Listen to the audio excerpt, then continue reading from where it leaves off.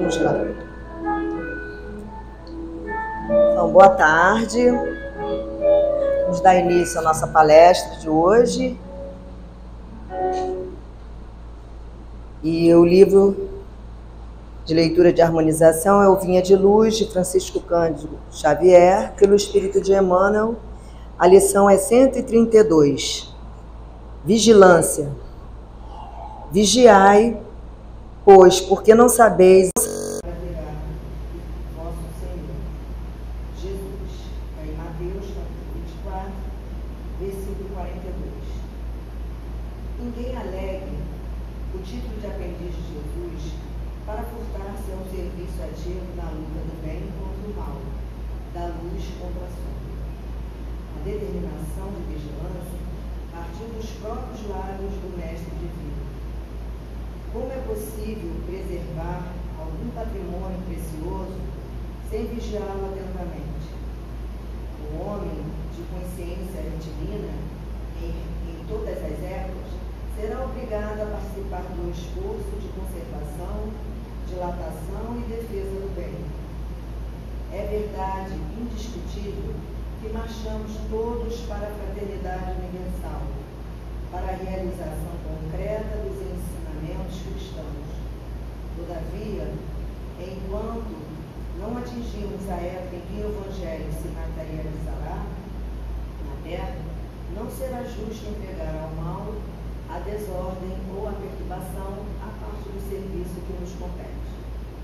Para defender-se das intempéries, de rigores climáticos, o homem edificou o lar e vestiu-se convenientemente. Semelhante lei de preservação vigora em toda a esfera de trabalho no mundo. As coletividades exigem instituições que lhes garantam o bem-estar e o trabalho digno, sem aflições de cativeiro. As nações requerem casas de princípios nobilitantes, em que se refugiem contra as tormentas da ignorância ou da agressividade, do desespero ou da decadência. E no serviço de construção cristã do mundo futuro, é indispensável vigiar o campo que nos compete. O apostolado é de Jesus. A obra pertence. Ele virá, no momento oportuno, a todos os departamentos de serviço, orientando as particularidades do ministério de purificação e sublimação da vida. Contudo, ninguém se esqueça de que o Senhor não prescinde da colaboração de sentimentos.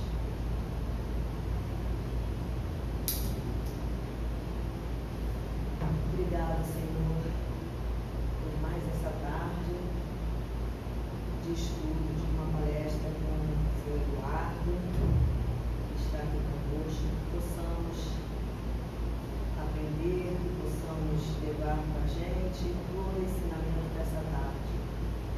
Os bons espíritos da Casa de Francisco de Assis possam estar conosco, nos incluindo e abrindo a nossa mente.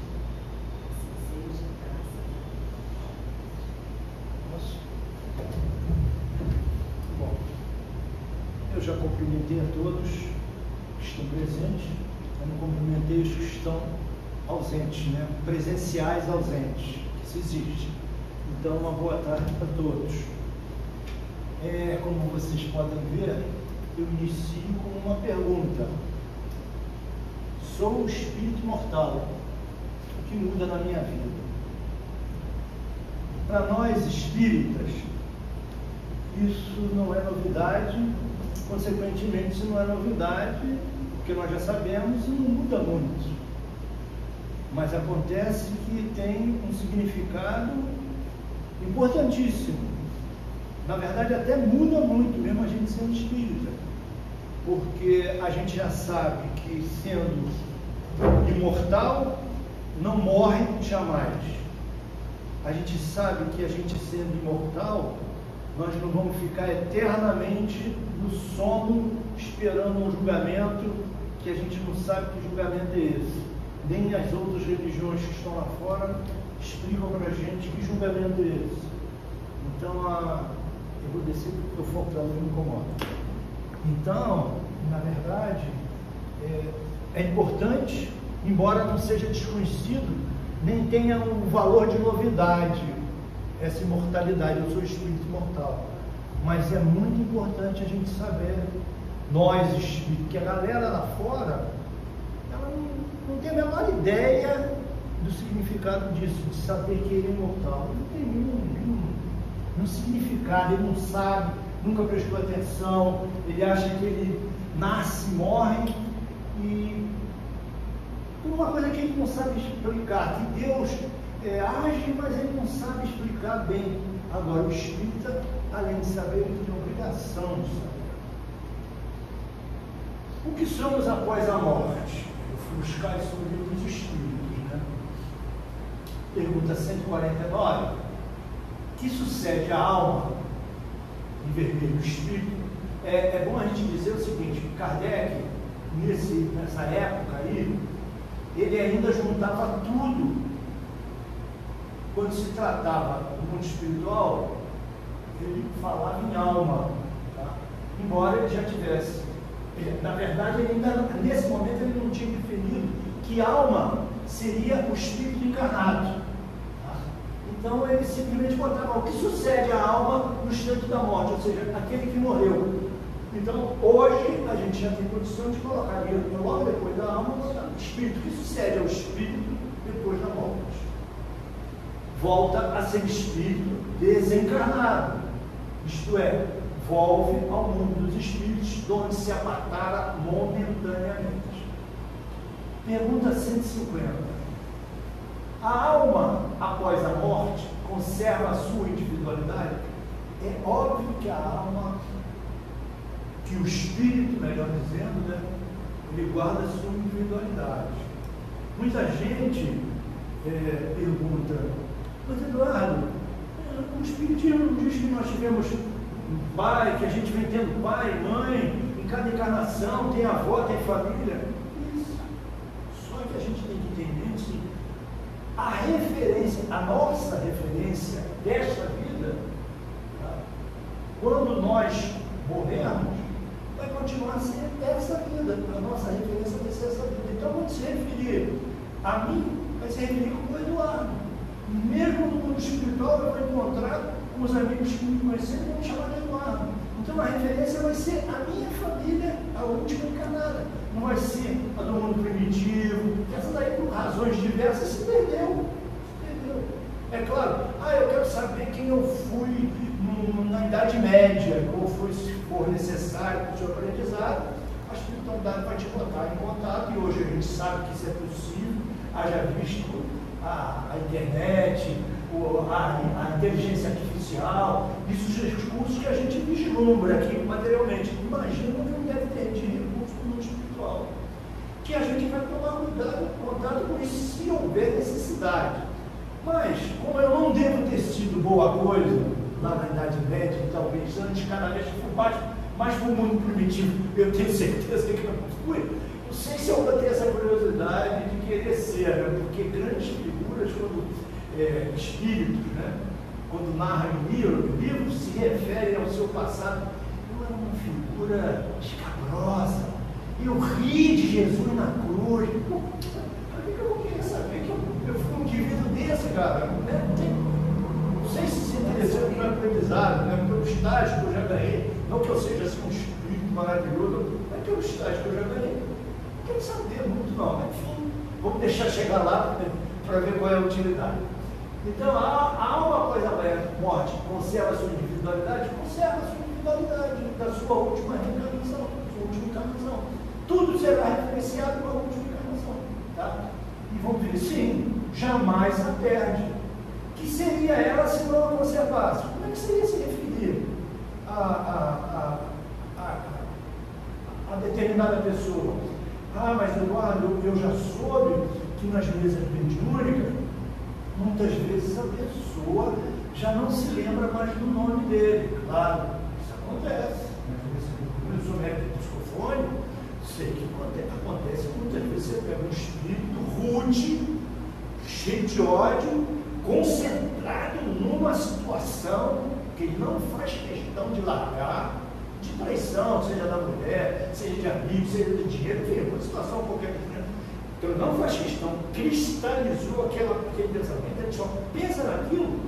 É óbvio que o que está paralelo em volta é o problema. Para começar com o nome dele. Ele mesmo muitas vezes diz assim, me chama de qualquer nome, eu já não me lembro mais do meu nome. Isso acontece, claro que vai acontecer.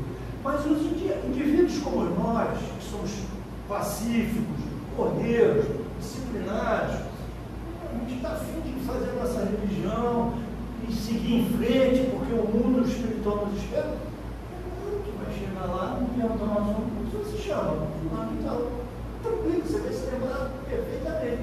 Não vou perder a minha individualidade, não me interessa perder a minha individualidade. E é o que ele diz ali, sim, jamais a perde. Que seria ela se não a conservasse? Seria um perdido no mundo. Um indivíduo desse é um perdido no mundo. Como comprova a alma, o espírito, a sua individualidade? Uma vez que não tem mais corpo material, continua a ter um fluido que lhe é próprio, haurindo na atmosfera do seu planeta e que guarda a aparência da sua última encarnação. Que fluido é esse? O perispírito. O perispírito é de suma importância. Ele guarda ele é um arquivo super sensível, guarda tudo que você está atuando na Terra, registra tudo que é importante para você e continua aquele arquivo funcionando. Então, aquilo ali é a comprovação da sua individualidade. Por que eu me chamo Eduardo? Porque eu tive esse nome na Terra.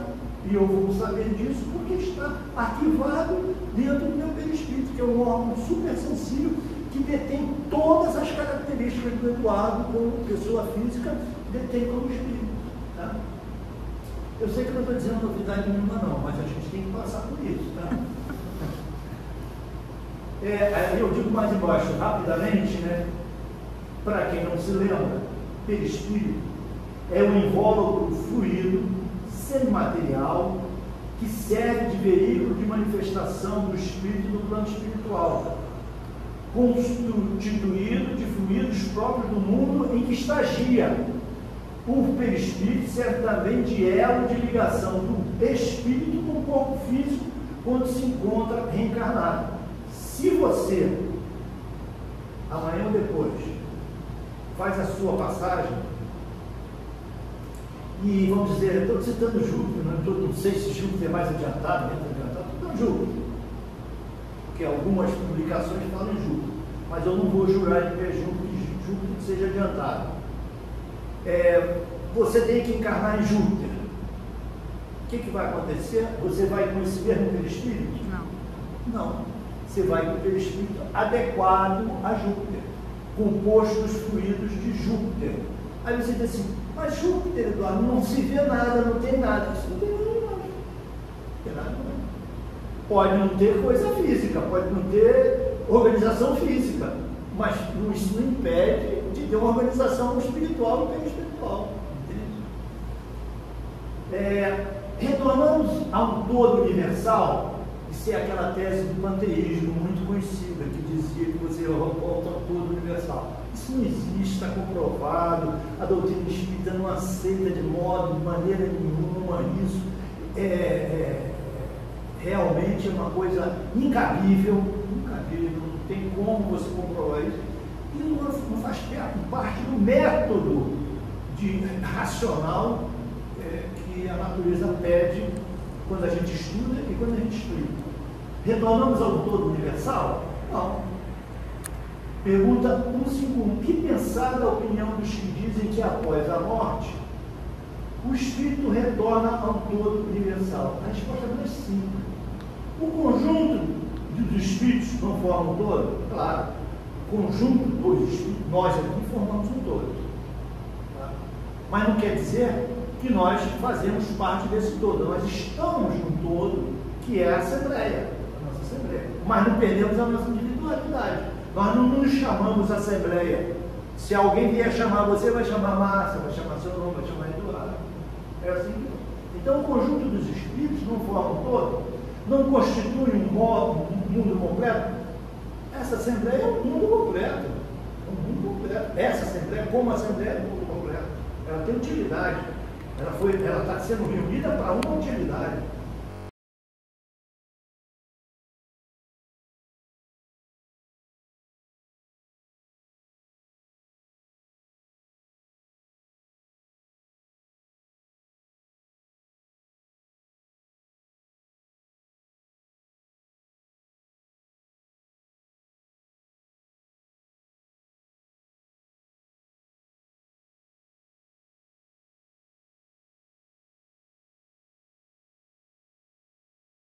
Se supõe que, semelhante à gota d'água que cai no oceano, ela perde ali a sua individualidade. Então, Kardec, eu não dei continuidade a isso, porque o que interessava destacar é isso que Kardec falou. Mas em Kardec disseca isso, se você for para o livro dos Espíritos, vai lá, está bem explicadinho, não tem nem que ter dúvida.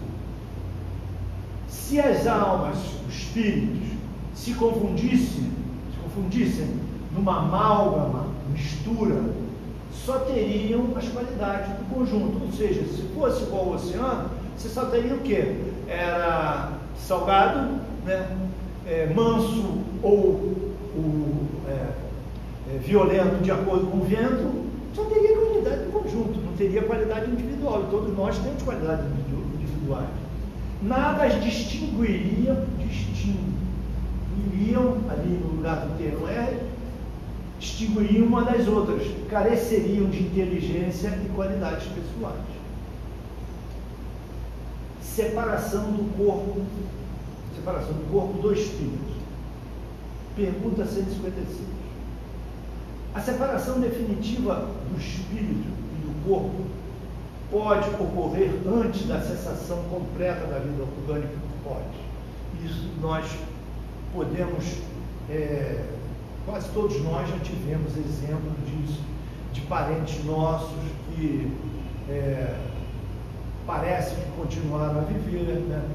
E já não atendiam ao ouvido, já não balbuciavam palavra, estavam inertes na cama, mas o coração estava batendo. Isso significa o seguinte, que o corpo ainda, a vida orgânica não cessou. Não cessou por quê? Porque o coração é um órgão que fica ali bombando. Enquanto ele tiver estímulo, quais estímulos?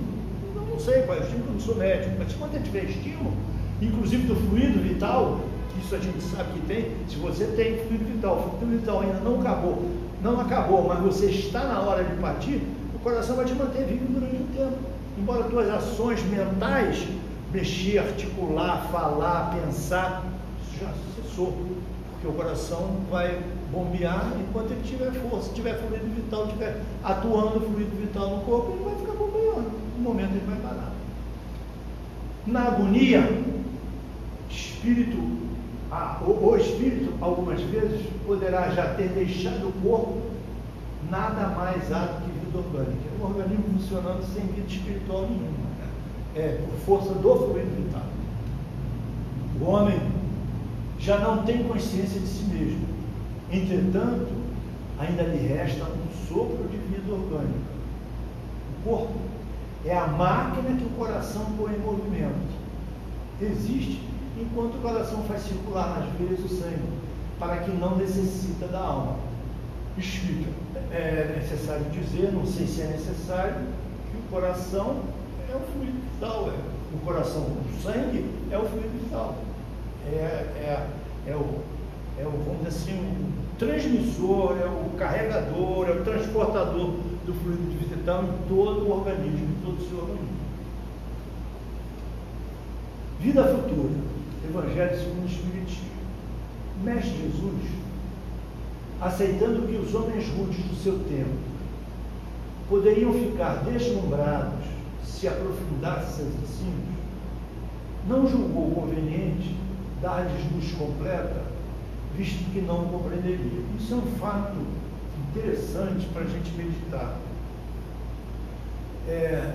Jesus, ele veio numa programação rígida. A encarnação de Jesus foi uma coisa extremamente séria, né?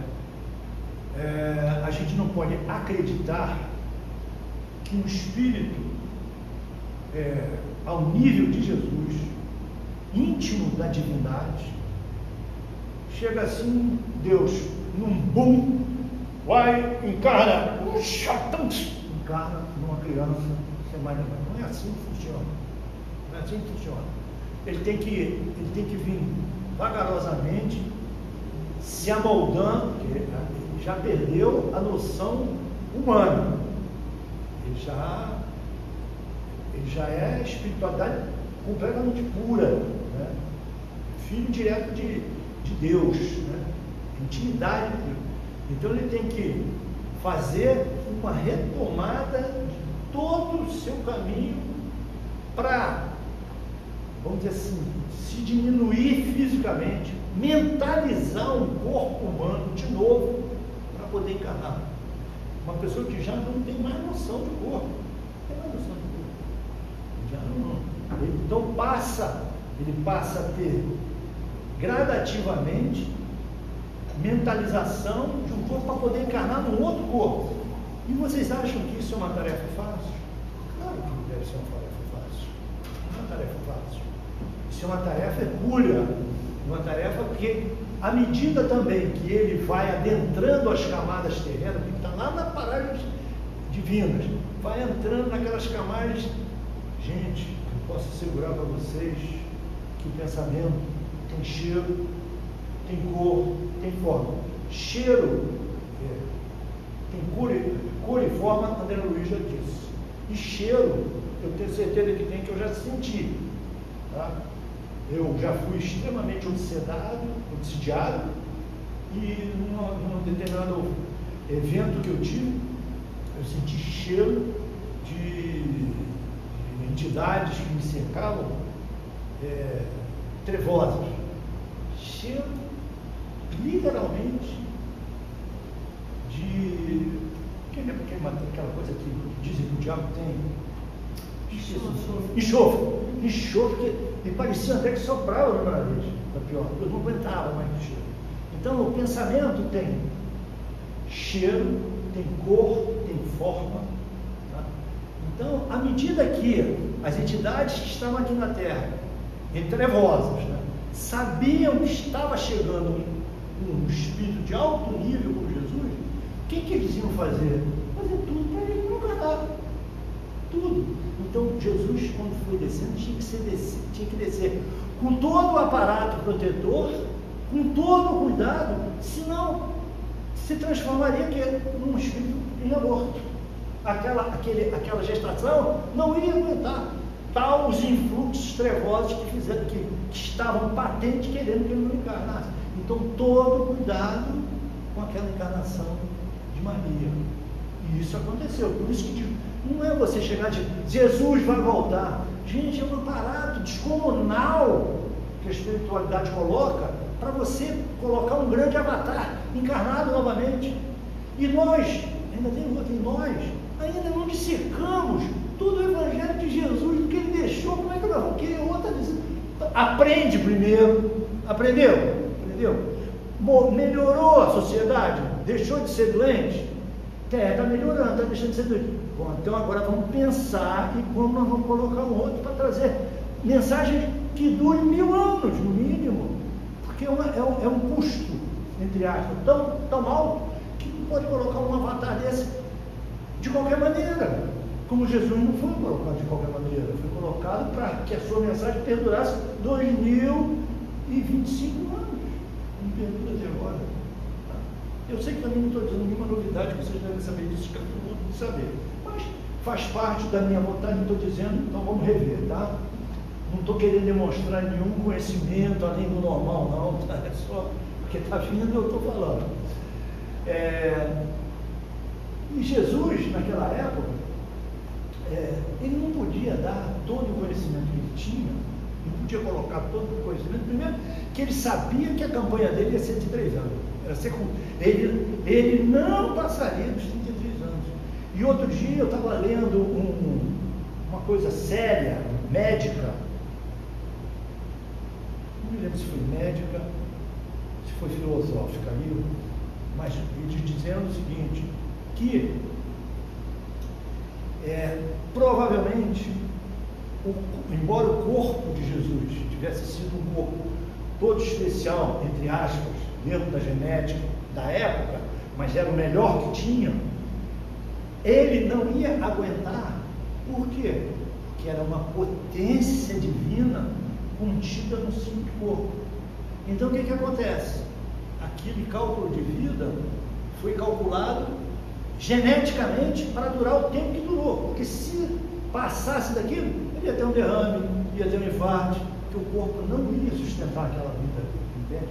Tudo foi milimetricamente calculado. E hoje a ciência já está chegando à conclusão que Jesus não aguentaria viver mais do que viveu. Essa história de dizer, não, porque Jesus saiu escondidinho da caverna ali, recolheram ele, ainda estava com vida, curado, aí ele foi para a Índia, ficou lá na Índia até 60 anos. Gente, você já imaginou que uma pessoa levar cravo no pé, no pulso? Não vai contar a história lá para a outra, não é para mim, isso aí não existe, onde é que já se vive? Não, ele saiu, ele foi para a Índia, lá escondido, porque os romanos queriam pegar. Ninguém merece aquilo. Ninguém merece. Morreu. Era feito para matar, não era feito para brincar. Quem era crucificado era para morrer. Era para morrer. Tudo ali funcionava para morrer. O fato de você ficar nessa posição, cravado aqui, pulso aqui, era para arrebentar isso aqui e vir até a mão, para romper isso tudo, todo esse ligamento. Era para você, com o peso do corpo, fechar o pulmão. Por isso que a pessoa tinha dificuldade de respirar, morria sufocado. Se não morresse das dores, morria sufocado. Não tinha escapatória. Aquele negócio de botar um pé em cima do outro para segurar, imagina o que é você segurar o corpo com duas pernas uma por cima da outra. É boçal, um troço incrível, um troço terrível.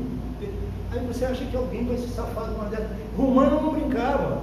Romano, negócio de guerra com o romano, inimigo é inimigo. Não tem negócio de, ele é bom inimigo, não existe, mas romano não existe bom inimigo. Ele é ladrão, foi escolhido pela massa lá de que ele era melhor do que Barrabás, então crucifica, e que se crucifica vai morrer.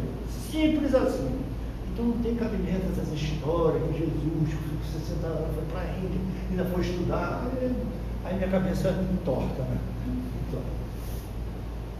Visto que não. E Jesus sabia também que ele tinha que falar o essencial e rapidamente, porque ele tinha a intuição de que ele não ia longe. O espírito daquele sabia quase tudo que estava à sua volta. Então, por isso que muitas vezes você, quando lê, você tem que ler um Kardec da vida, que é um espírito escolhido, para dizer numa mensagem, dissecar aquela mensagem. Você diz, cara, isso está aí dentro. Eu que não enxergava. Isso aqui está aí dentro, está aí. Era isso que Jesus queria dizer. Realmente tem. Agora ele não podia chegar, olha, eu falei isso, se referindo a isso, ele não tinha tempo. Não podia, cada paragem, cada monte que ele subia, não podia dizer mais do que ele disse. Então, por isso que diz ali. Além da pessoa, daqueles que soubessem, quando você sabe determinadas coisas que você não está preparado, você tem que saber aquilo que você está preparado espiritualmente e intelectualmente. Quando você sabe algo que você não tem capacidade para absorver, o que acontece? Você deslumbra. Meu Deus, isso é o Deus descendo do céu. Não é nada disso, é ensinamento. Então Jesus sabia disso tudo, por isso que ele disse sucintamente e disse por parábola, que a verdade vai aparecer no fim, vai aparecer mais adiante, como está aparecendo e como apareceu a partir de 1859, 58, 57 por Kardec. Jesus limitou-se a, de certo modo, apresentar a vida futura apenas como um princípio, como uma lei da natureza a que ninguém poderia fugir. Se nós, naquela época, soubéssemos o que nós sabemos hoje da doutrina, provavelmente com o nosso estofo moral que era zero, a gente querendo ganhar dinheiro, ia chegar nas praças públicas, ler carteado, tá entendendo? Adivinhação, casar os outros lá na mar, desfazer o casamento, é isso que a gente ia dizer, se a gente tivesse todo o esclarecimento. Por isso que você não podia ter, porque você não tinha estofo moral para conhecer. Todo cristão, necessariamente, crê na vida futura. Mas a ideia que muitos fazem dela é ainda muito vaga, incompleta por si mesmo, falsa em diversos pontos, que é o que a gente vê nessas religiões aí, né? Às vezes eu perco tempo de ficar ouvindo que eu preciso ouvir para poder ter o que falar, como falar, rebater, se for o caso, né? E eu às vezes escuto as religiões, não tenho nada contra nenhuma religião, possa ter que fazer restrição a pastores e padres, né? Tem um padreco aí agora que está atacando sobremaneira a doutrina espírita, né? Dizendo que católico não deve entrar em centro espírita, porque ali se faz magia negra, ali se faz macumba, ali se mata. Quantos frangos você já matou essa semana? Você matou algum? Não, né? Pode um troço desse? Uma casa limpa dessa que você entra, que você já sente cheiro de coisa boa. Não pode entrar aqui por quê? Por que não pode entrar? Matou o que aqui? Não matou nada, matou a fome das pessoas, isso é que matou, né? Matou a ansiedade das pessoas, matou o desespero, isso não matou mesmo, na minha casa mato, na casa de vocês mato. Quer dizer, e o cara diz, não entre, que o cara está na internet, se vocês procurarem um Frei Carequinha, e o pessoal da doutrina, algumas pessoas, outras até deu opinião, gente, olha só, esse cara que está falando coisa, ele nunca entrou no centro espírita, porque se ele tivesse entrado, ele não falava o que está falando, não entrou nem em centro de Umbanda, para ele falar o que ele falou, ele não entrou nem em centro de Umbanda, quanto mais centro espírita, não tem a menor ideia do que seja um centro espírita. Então, sabe o que eu acho que deveria fazer? Não dá bola, deixa o cara falar, ele vai cansar. Ele vai falar para quem quer ouvir aquilo. Quem quer ouvir aquilo não vai me ouvir. Deixa. Tem lá 5.000,3, cada não sei o que das. Deixa ter 10,1, não sei o que das contas, para o povo está me lixando. Contanto que ele não venha fazer na minha casa espírita, não venha fazer na casa espírita dos meus amigos, pode falar à vontade, eu não dou bola. Não discuto religião, não discuto, mas você pensa disso.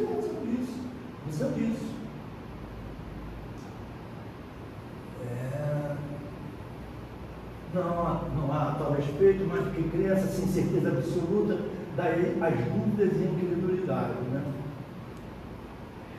Posso seguir. Mundos transitórios, livro 2 Espíritos também. Pergunta 234. Há de fato, como já foi dito, mundos que servem de estações ou ponto de repouso aos espíritos errantes? Vamos dizer que para usar a minha individualidade, vamos dizer que nós, com o aprendizado da doutrina, nós galgamos um certo nível de moralidade, né, de conhecimento, que a gente tenha direito a sair desse circuito que a gente está, né, desse mundo difícil, doente, que é um mundo doente. A gente já queimou todas as etapas, já estamos vacinados para esse nível de sociedade, então nós ganhamos, seremos convidados e seremos colocados em determinadas situações de descanso, não é de ociosidade. É bom que a gente saiba disso. Ociosidade no mundo espiritual não existe. Não existe. Se você quiser trabalhar, vai trabalhar. É para limpar o chão. Para limpar o chão. É para fazer cozinha. É para lavar louça. Porque lá tem médicos, tem cientistas.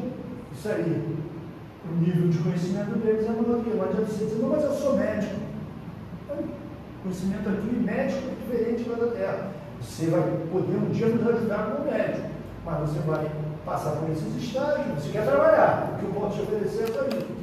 Depois que você tiver amaciado pelo trabalho, for galgando os estudos, pode ser que você faça parte de uma equipe de ciência. Mas por enquanto é isso que a gente não pode oferecer. É assim que funciona.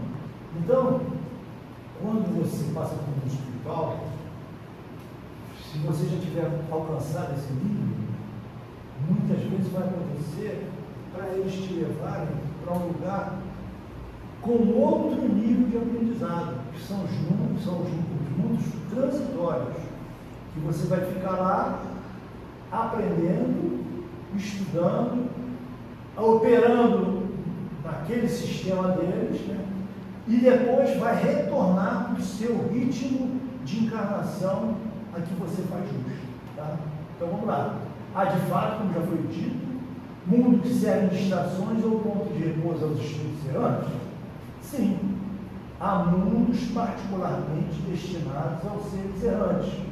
Mundos que lhes podem servir de temporária habitação, descansando de uma demasiada e longa erraticidade, né? Estado sempre um tanto penoso. Por mais que você tenha galgado conhecimento, a erraticidade é considerada pelos espíritos penosa. Que viver num mundo como o nosso, neste momento que nós estamos vivendo, é penoso. Você vê as negociatas, você vê os despendeiros, né? Você vê as combinações, né? Você vê os contratos, Deus do céu, você vê a pessoa deixar de fazer vacina, e não está nem aí, deita no travesseiro, dorme, imita o cara morrendo de Covid e acha graça naquilo, né? Então, é realmente muito penoso, muito penoso. Você vai chegar a um ponto que você não aguenta mais ver isso. Mas você tem que viver, você tem que conviver.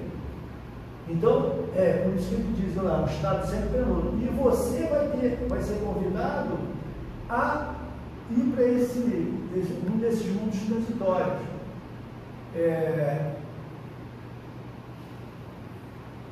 Dr. Bezerra de Menezes, não sei se vocês sabem, foi convidado pela espiritualidade maior a reencarnar, não sei se reencarnar ou ir trabalhar num mundo mais de outro nível. E ele foi convidado, sabendo da bondade, que é um espírito de alto nível, um espírito bondoso, deixou uma série de trabalhos quando encarnado, a ponto de não ter constituído os bens, deixou tudo enrolado, teve dificuldade para ser enterrado, tiveram que fazer vaquinha para poder ele ser enterrado, porque ele dava tudo que ele tinha. A última vez que ele não tinha mais dinheiro nenhum, chegou um necessitado dentro do consultório dele, pegou o anel de grau que ele tinha e deu para o cara para vender, para ele trazer comida. Aí convidaram para ele fazer parte desse mundo. E ele simplesmente disse, não quero, sinto muito, eu agradeço. Por quê? Porque eu tenho muito espírito meu, afim, que eu gosto muito, que vai ficar para a retaguarda. E eu não quero largar eles, eu quero continuar. Então, ele não aceitou e vai continuar a reencarnar aqui, talvez no meio desses espíritos, para socorrer, trazendo mais luz, trazendo outros empreendimentos.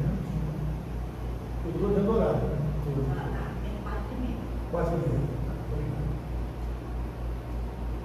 Estão em situação intermediária esses espíritos, graduados de acordo com a natureza dos espíritos, que a elas podem ter acesso e onde, por ter maior ou menor bem-estar, ter acesso.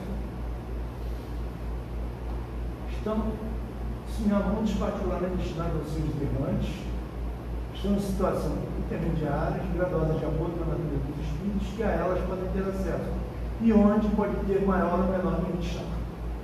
Erraticidade é o estado em que se encontram os espíritos errantes, ou erráticos. Erraticidade, é bom que a gente frise sempre, não é o espírito que está em erro, tá? É o espírito que vagueia. Erraticidade. O espírito que está na erraticidade está vagueando, aguardando a encarnação que lhe compete. Isso se chama erraticidade. Ele está esperando essa coisa. Isto é, não encarnados e em processo de evolução durante o intervalo de suas existências corporais. Reencarnações, poderia ser entre parênteses. Mundos transitórios, característica, agora vou entrar no mundos transitórios. Pergunta 7.235. Enquanto permanecem nos mundos transitórios, os espíritos progridem? Certamente. Os que vão atrás de mundos levam o objetivo de se instruírem e de poderem mais facilmente obter permissão para passar a outros lugares melhores e chegar à perfeição que os eleitos. Eu botei, depois de eleitos, eu botei uma interrogação, que o termo aí eleito não existe eleito na divindade, né? Deus não dá privilégio a ninguém, né? Eleitos a ele é o que melhor se orientou, o que melhor estudou, o que melhor agiu, o homem de bem, esse sim é que atingem os mundos transitórios. Eduardo, onde é que está o mundo transitório? Sei, não consigo ver, nem ninguém viu. A Lua pode ser um mundo transitório? Pode ser um mundo transitório. Não tem nada lá físico, não tem. Mas pode ter um plano espiritual lá, que você não vê, não tem preparo para isso. Júpiter, aliás, todo o nosso sistema solar dizem que não tem vida. Física talvez não tenha. Molecular talvez possa ter. Mas não impede de você ter vida espiritual. Que você não vê em estágio adiantado. A Lua fisicamente não serve para nada. Fisicamente. Mas não impede que seja um mundo de alto nível mental. Não pode. Pergunta 236. Pela sua natureza especial, os mundos transitórios se conservam perpetuamente destinados aos espíritos errantes? Olha aí. Não. A condição deles é meramente temporária. Então, os mundos transitórios são temporários. Amanhã ou depois eles podem modificar. É o que eu digo. Pode ser que no nosso sistema solar tenha algum planeta em estágio molecular e em estado híbrido, certo? Em ebulição. Eu não vejo, vai durar 1000 anos, 1 milhão de anos, não consigo. Pode acontecer. Então, esse progresso é temporário, esse estágio transitório dos mundos é meramente temporária, não é eterna. A Lua não vai ser daquela maneira eternamente. Júpiter não vai ser eternamente daquela maneira. Ah, mas se por acaso tivesse encarnação física, a providência divina teria condições de colocar indivíduos fisicamente adaptáveis àquela situação. Se não fosse assim, o peixe não podia viver dentro d'água. E muita tempo vive dentro d'água, diferente da gente. Então já mostra a você o seguinte, que tem duas condições na nossa cara, o físico e o que vive dentro d'água. Tem o batraque que vive dentro d'água e vive fora d'água. Então vocês vejam o seguinte, que nada é impeditivo para que se tenha geração de vida em qualquer lugar. Pode ser que não seja como a nossa, da maneira física como a nossa, mas será a vida. Esses mundos são ao mesmo tempo habitados por seres corpóreos encarnados? Não. Estéreis é neles a superfície. Olha só, não tem nada. Isso que eu disse, pode ser a Lua, pode ser o mundo, uma parte lá, Júpiter, Marte, não tem nada. Agora na televisão, não sei se vocês veem aí, aparecem cenas de Marte completamente seco, né? Montanhas completamente descabeladas, mas nada impede que espiritualmente tenha vida ali. Nada, absolutamente nada. E vida adiantada, melhor do que a nossa. Não, estéreo neles a superfície, que os espíritos já disseram para Kardec. Os que habitam de nada precisam, material. De nada, não precisa comer vegetação, não precisa comer carne, não precisa comer pão, não precisa comer. Mas, espiritualmente, eles vão comer o que precisarem comer, se é que o espírito come alguma coisa depois de um certo nível. Principalmente esses que vão para o mundo transitório, que já são espíritos já com certo nível, como nós vimos na pergunta nisso. B. É permanente essa esterilidade e decorre da natureza especial que apresenta? Não, são estéreis transitoriamente. Então, vocês entendam que uma Lua, Marte, Júpiter, daqui a 1 milhão de anos pode ser completamente diferente. E a Terra ser completamente diferente do que é. Quem sabe que num determinado momento, aqueles filmes que a gente via lá quando era criança, de uma nave interplanetária que está vendo uma maremoto aqui, e o oceano está meio ali, o cara pegava a nave e ia para outro planeta. Quem sabe que a gente não está habitando outro planeta, dando lugar para a Terra, que a Terra que tinha gente passando por gente. A providência divina, Deus constantemente com seu moto contínuo, né, está sempre criando condições de vida, descansando um canto, criando vida ali, depois a vida volta para cá. É um moto contínuo. Nós não entendemos ainda completamente essa finalidade. B. Sendo transitório o estado de semelhantes mundos, a Terra pertencerá algum dia ao número deles? Já pertenceu durante a sua formação. Então, durante a formação da Terra, gases, montanhas gelatinosas, ferro fundido, derretendo, borbulhas de vulcões, inabitáveis para físico,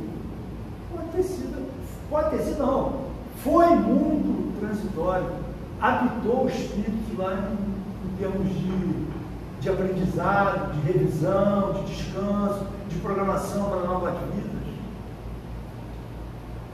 Agora eu estou chegando no final e estou respondendo lá a minha pergunta inicial, tá? Sou o espírito imortal que muda na minha vida. O atributo da imortalidade também é aplicado a Deus, que além de imortal, é eterno, no sentido clássico de atemporal. Então Deus é imortal e eterno, não resta dúvida. Porém, o homem, ele não é eterno. Por que ele não é eterno? O homem é imortal. Vocês sabiam disso? Sabiam? Ou não sabiam? O homem é imortal. Por que ele é imortal? Ele tem princípio e não terá fim. Deus é eterno porque não tem princípio e não terá fim. E se você for procurar, isso não é invenção da doutrina. Se você pegar o Google, qual a diferença? Botar lá, qual a diferença entre imortal e eterno? Vai te dar exatamente essa informação. Eterno é a pessoa, é Deus que não teve princípio e não terá fim. O Espírito, ele não é eterno. Por quê? Ele teve princípio. Deus criou o Espírito, mas não terá fim. Ele não morre nunca. O Espírito não é eterno, é imortal. Teve princípio, não terá fim. No Espiritismo, todos vieram do plano espiritual e retornam a ele quando a vida cessa. A morte não existe na verdade, sendo apenas uma transição. O que morre é o velho corpo que envelheceu na vida material. O espírito reencarna, rejuvenescido, em um novo corpo, com um novo destino previamente programado. Eu acredito piamente, não tenho a menor dúvida, gente. Não me passa a menor dúvida. Já se começa, e isso é bom que aconteça, a se discutir algumas coisas que os espíritos disseram a Kardec, em que tem que se levar em consideração o médium, a situação, tá entendendo? O ambiente social da época, que não cabe mais para ser aplicado no momento atual, que é completamente diferente do século XIX. E isso não é vergonha nenhuma, não. A doutrina não pode esquecer o seguinte: se a doutrina estiver errada e a ciência disser que o caminho é esse, você lembra que o Kardec disse? Segue a ciência. Então, não tem vergonha de dizer que nós precisamos reaver, não é reaver tudo, é alguns tópicos da doutrina. Já é o momento da gente parar para rever determinados tópicos da doutrina. Então, o que eu ia dizer, gente? Que morre o velho corpo, antes de princípio, espírito não deve plano de retornar aí quando cessa. O velho corpo endurecendo a vida material, o espírito encarna em um novo corpo e com um novo destino previamente. O que eu disse aqui, eu acredito piamente, gente, nessa programação nossa reencarnatória. Você está entendendo? Isso para mim é incontestável. Eu acredito que quando eu reencarnei, houve uma programação. Quando eu paro hoje, eu estou com 86 anos. Quando eu paro e olho para trás, muitas vezes, pela minha ignorância, pela minha prepotência, pela minha arrogância, eu achei que eu estava sozinho no mundo, estava esquecido no mundo, que eu tinha que lutar feito um leão, que nada iria melhorar se eu não lutasse, eu sozinho. Hoje eu chego à conclusão que nos momentos mais difíceis, inclusive da minha incompreensão, eu estava ajudado, estava sendo ajudado. Hoje eu tenho como observar isso e entender que eu estava ajudado. Então eu acredito piamente na minha reencarnação como programação. Nada foi aleatório, nada. Os apertos que eu passei, as dificuldades que eu passei, as desilusões que eu tive, tudo era necessário para um aprendizado. Hoje, eu, um homem de 86 anos, sou completamente diferente do de 20 anos. Então eu tive uma caminhada, por isso que eu acredito piamente nessa programação. Ah, mas Eduardo, podia você não estar chegando com esse entendimento? Podia. Simples assim, você entendeu? Uma vez eu fiz um exame, há poucos dias eu fiz um exame, em que era para ver o fluxo de sangue, qualquer coisa assim que eu me lembro bem, o sistema entre o cérebro e o coração. Tá? O cérebro e o coração. E isso, depois que dá o exame todo, ele dá para você as doenças que você era suscetível. E uma das doenças que eu era suscetível era a tuberculose. E eu transitei com pessoas tuberculosas na minha família. Meu genro, meu sogro tinha tuberculose renal. E às vezes eu ia fazer exame de tuberculina, de alergia, e dava aquela pigmentação vermelha, né, que eu não sabia. Aí o cara disse assim, olha, precisa tomar cuidado, hein? A tuberculina, o exame de tuberculina deu vermelho. Deu um campo grande, e eu nem sabia que meu sogro tinha, depois ele diagnosticou. E no meu DNA estava lá escrito, entre outras doenças, tuberculose. E hoje há muitos anos eu sou um homem saudável, né? Nunca tive doença, não dou remédio, sem vontade. Aí você diz assim, então falhou a sua programação. Não falhou. Porque mudei a minha cabeça. Meu espírito mudou. Se eu continuasse nas minhas farras de 20 e poucos anos, se eu tivesse pegado gosto, você está entendendo? Se eu continuasse com as minhas manias que eu tinha, se eu não tivesse, à medida que eu venho de Umbanda, eu trabalhei 25 anos como médico de Umbanda. A Umbanda você não aprende como na doutrina, né? Mas você aprende alguma coisa. A disciplina, a respeito das entidades, aprende que você não é o dono da tua vontade. Você vai até fazer o que você quer, mas calma aí, vamos devagar com a luta. Então você aprende isso. Então, a partir dali, eu fui mudando, e ao mesmo tempo que eu fui mudando a minha cabeça, eu fui colocando, sem eu pressentir, um escudo protetor de saudabilidade. Por isso que apresentou lá que eu era suscetível à tuberculose, mas não peguei tuberculose e não vou pegar. Por quê? Porque hoje eu teria que gravitar num ambiente propício da doença, você está entendendo? E que moralmente eu tivesse absorção ao bacio de Clóvis. Então vocês vejam que quando você olha, quando você consegue pensar, gente, você olha assim e diz, caramba, como o troço é mais bem feito do que eu imaginava. O troço é muito bem feito. Agora, depende do encarnado. Depende do encarnado. Das escolhas. Depende das escolhas. Se você, como espírita mesmo, é duro de coração, não se envolve como você se envolve no trabalho na casa espírita, não sou espírita, não vou assistir palestra, sai dali, toma um pato, fica com a boca agora. Aí bate um garotinho, bate um cara de manhã, quando você vai andar, paga um café, vai tomar um banho, vai, tá fedendo. Não adianta nada você ser espírita. Que espírita você é? Você é duro. Você não está virando seu coração, você está virando sua mente. Você continua sendo espírita duro. Se, na verdade, ser um espírita, você está tendo só um rótulo, está aqui um letreiro escrito espírita. Mas nada.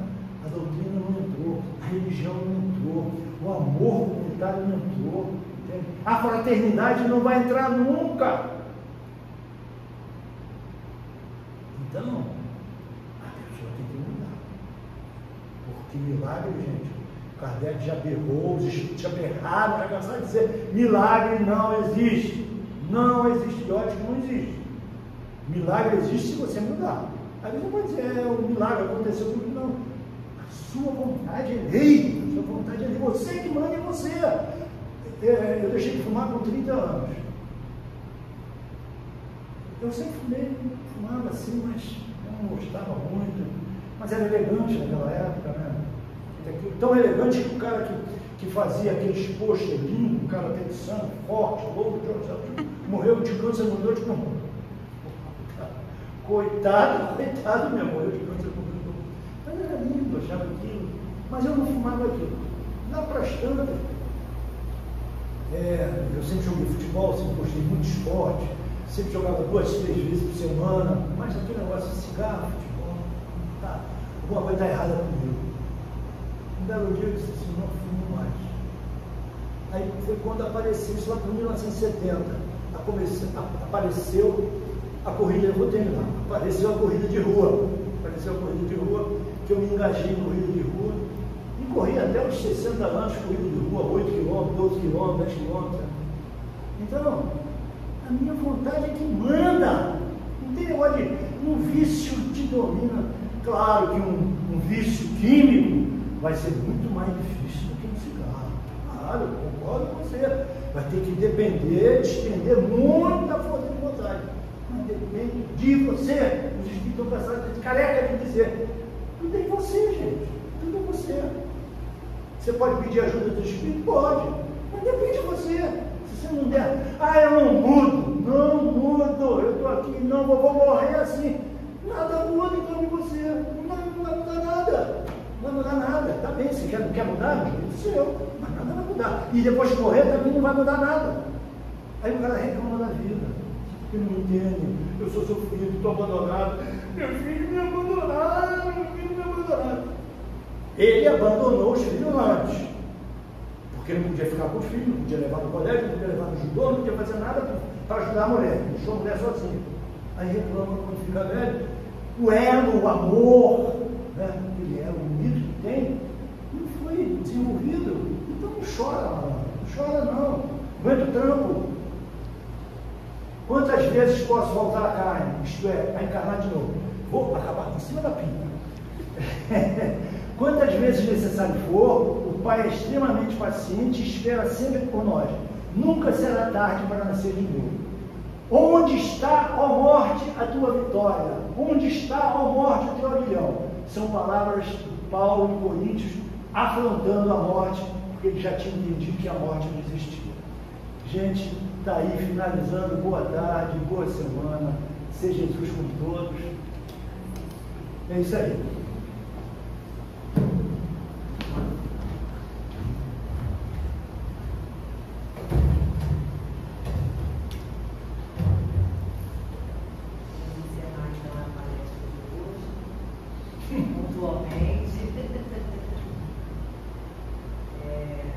E possamos retornar ao nosso nossos lares, pensando nessas palavras, refletindo tudo aquilo que o Eduardo expôs para a gente, né, sobre a morte, que a gente possa refletir, que a gente possa modificar, a partir, nunca é tarde, a partir de agora mesmo, mas depende da gente, só da gente, senão os Espíritos não ajudam a gente, e que possamos retornar então aos nossos lares, com muito amor no coração, muita luz, vinda desses Espíritos aqui que estão presentes, que nos ajudam sempre aqui nesse trabalho, nessa casa.